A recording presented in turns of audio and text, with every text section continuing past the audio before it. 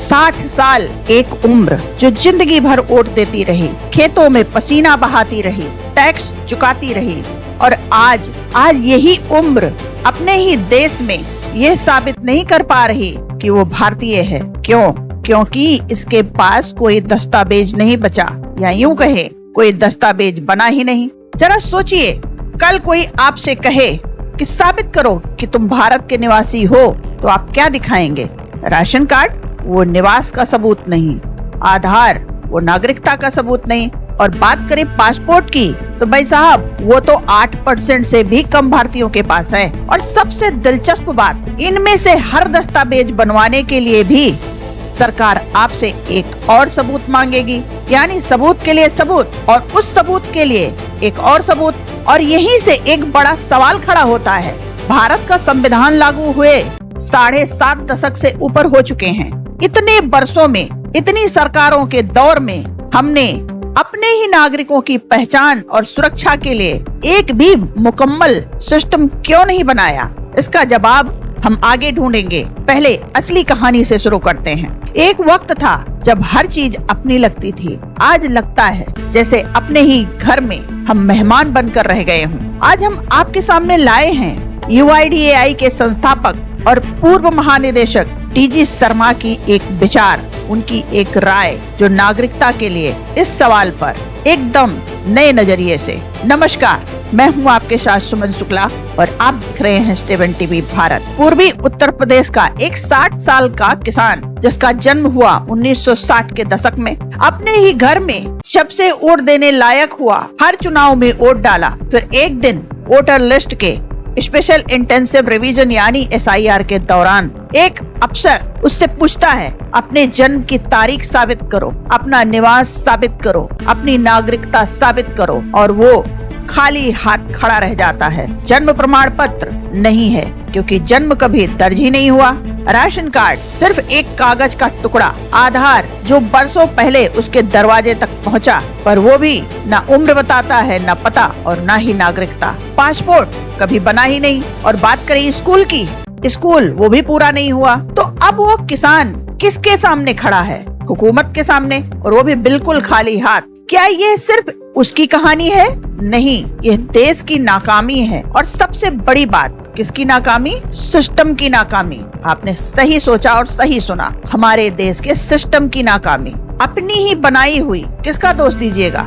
किसी एक सरकार का नहीं, ये उस लापरवाही का नतीजा है जो दशकों से चली आ रही है हर सरकार के दौर में। और ये कोई अंदाजा नहीं है, खुद सरकार के आंकड़े इसकी गवाही देते हैं। यानी सरकार का अपना रिकॉर्ड सरकार के ही खिलाफ गवाही दे रहा है। ये हम नहीं कह रहे, ये सरकार के खुद आंकड़े बता रहे हैं। और इससे बड़ी विडंबना क्या ही हो सकती है? जन्म मृत्यु रजिस्ट्रेशन अधिनियम 1969, इसके मुताबिक हर बच्चे का जन्म 21 दिन के भीतर दर्ज होना चाहिए, पर यह काम दशकों तक ठीक से हुआ ही नहीं। NFHS का सर्वे बताता है 2005 से 2006 तक 5 साल से कम उम्र के सिर्फ 41% बच्चों का जन्म।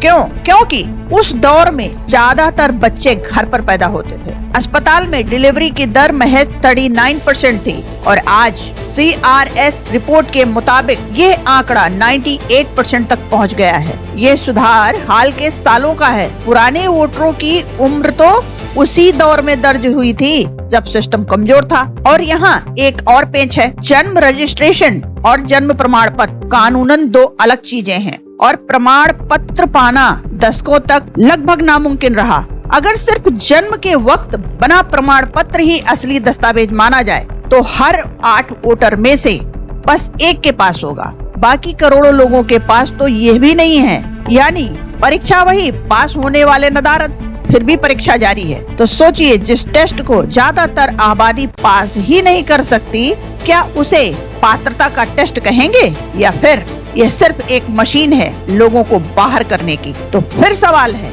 जन्म प्रमाण पत्र नहीं तो लोग उम्र साबित करें कैसे? इसका जवाब खुद शर्मा के पास है, उनके अपने तजुर्बे से। आधार के शुरुआती दिनों में UIDAI के पहले डायरेक्टर जनरल के तौर पर उन्होंने खुद देखा, बहुत से लोगों को अपनी सही जन्म तिथि तक पता नहीं थी। दस्तावेज हो तो वेरीफाइड दर्ज होता, ना हो तो डिक्लेयर यानी अंदाजन गांव में लोग अपनी उम्र किसी बड़ी घटना से जोड़ते हैं, जैसे जिस साल सूखा पड़ा था। यही वजह है कि भारत में जन्म तिथि अक्सर 1 जनवरी या 1 जुलाई दिखती है, जो सिस्टम खुद तय करता है जब सिर्फ साल पता हो। डीजी शर्मा जी साफ कहते हैं, ऐसे लोगों से सटीक तारीख मांगना नामुमकिन है और उन्हें बाहर करना अन्याय। भारत में नागरिकता का कोई कार्ड है ही नहीं, पासपोर्ट वो भी सिर्फ 8% के पास। और खुद विदेश मंत्रालय कह चुका है यह सिर्फ सफर का दस्तावेज है, नागरिकता का सबूत नहीं। तो अगर पासपोर्ट भी नागरिकता साबित नहीं करता तो बाकी दस्तावेजों का क्या हाल है? आधार, वोटर आईडी, पैन कार्ड, तीनों कानूनन नागरिकता साबित नहीं करते। ये गलती नहीं, ये चूक से कहीं ज्यादा है। नागरिकों का पंजीकरण बनाने की हर कोशिश नाकाम रही। MNIC का पायलट बीच में छूट गया। असम का NRC करीब 19 लाख लोगों को बाहर कर गया, फिर भी हल कुछ नहीं निकला। और आखिर में बना NPR, सिर्फ निवासियों का रजिस्टर, नागरिक का नहीं। तीनों कोशिशें 3 शॉर्ट फॉर्म, नतीजा एक जैसा, 0 या 0। हम नए एक्रोनियम गढ़ने में माहिर हैं, समाधान गढ़ने में शायद उतने नहीं। हम लगातार अपने ही दस्तावेजों को उलझाते जा रहे हैं। सुप्रीम कोर्ट में एक याचिका लंबित है, आधार को सिर्फ पहचान का सबूत माना जाए, उम्र या नागरिकता का नहीं। निवास पर कानून कहता है वोटर का वहाँ सामान्य रूप से रहना जरूरी है, पर जनप्रतिनिधित्व अधिनियम के मुताबिक घर का मालिक होना भी सबूत नहीं, और कुछ समय बाहर रहना भी निवास खत्म नहीं करता। तो एक सोचा समझा महंगा फैसला जो निवास साबित करने के लिए लिया गया था, और आज सरकार खुद उसे मानने से इनकार कर रही है। यानी जिस कागज को बनाने में करोड़ों खर्च हुए उसी को आज कूड़ा बताया जा रहा है। फाइलों में शायद यही चलता है। इन सारी नाकामियों को जोड़ें तो नागरिक बेबस खड़े हैं। सरकार ना उम्र मानती है, ना निवास, ना नागरिकता, और विदेशी को भी खुद को विदेशी ना होने पर सबूत देना पड़ता है। कोई भी अफसर किसी को भी शक के घेरे में डाल सकता है, ये जानते हुए कि वो सबूत पेश नहीं कर पाएगा, क्योंकि वो सबूत सरकार ने उसे दिया ही कभी नहीं। गोया शक करना मुफ्त है और सबूत जुटाना सिर्फ आपकी अकेली जिम्मेदारी। अपने ही बनाए रिकॉर्ड को नकारना, यहाँ तक कि वो जो भी खुद सरकार ने बनाए, और इस वजह से अपने ही लोगों को ना पहचानना, इसका एक नाम है शून्यवाद, यानी निहिलिज्म। ये शून्यवाद एक दार्शनिक विचारधारा है जो मानती है इंसान और ये पूरा ब्रह्मांड अपने आप में कोई खास मायने नहीं रखते। नैतिकता, मूल्य, जीवन का मकसद कोई शाश्वत सच्चाई नहीं, बस इंसान की गढ़ी हुई सोच है।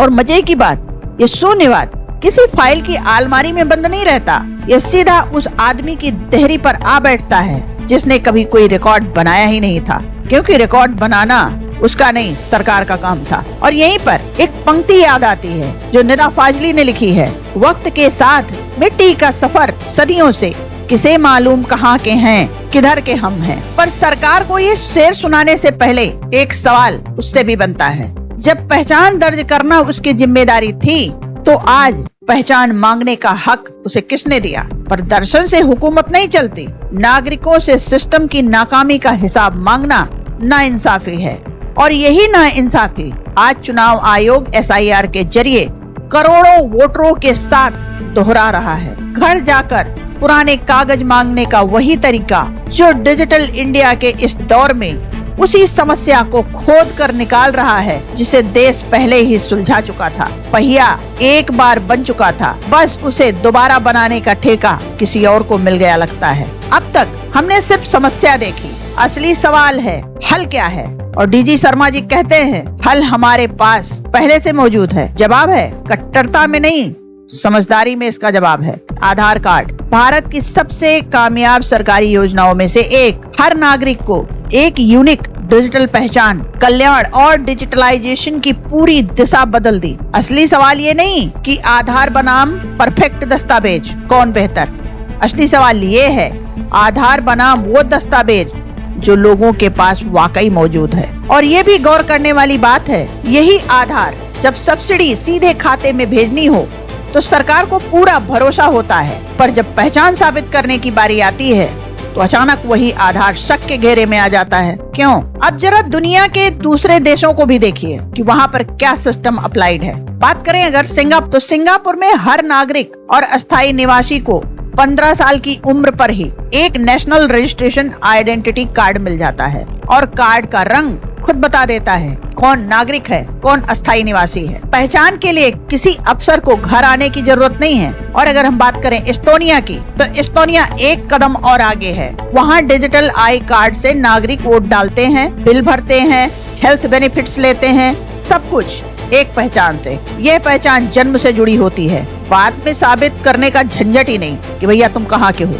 अगर हम बात करें भूटान की, जो हमारे पड़ोस में है, जहाँ बच्चे के जन्म का रजिस्ट्रेशन होते ही उसे तुरंत एक सिटीजनशिप आइडेंटिटी नंबर मिल जाता है और यह जानकारी एक SMS के जरिए परिवार तक पहुँच जाती है।